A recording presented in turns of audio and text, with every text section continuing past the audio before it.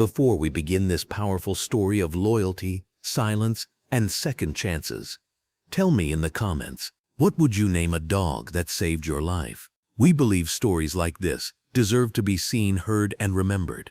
If this one moves your heart, like the video, share it with someone who understands quiet heroes, and make sure you're subscribed for more true stories like this. Thank you for being here. Now, let's begin. Ellie was 8 years old the first time she saw the dog. It was early evening, that quiet hour between homework and dinner, when everything in the house felt heavier than it should. Her foster home was small. Gray shutters, peeling paint, a sagging garden fence that no one bothered to fix. That's where she found him, a large German shepherd standing just beyond the broken gate. Black and gray fur, amber eyes, his head slightly tilted, as if he was waiting for her to speak first. Ellie wasn't the kind of girl who talked much. Not anymore. Not since before the fire. But now, "Hey," she whispered. The dog didn't move, just stood there, ears twitching in the wind. When Ellie stepped closer, her sock caught on a nail in the old wood. She stumbled, scraped her knee. The dog flinched, just once, then took a step toward her. Slow, careful, until he was close enough for Ellie to see the scar along his front leg, a pale line under the fur.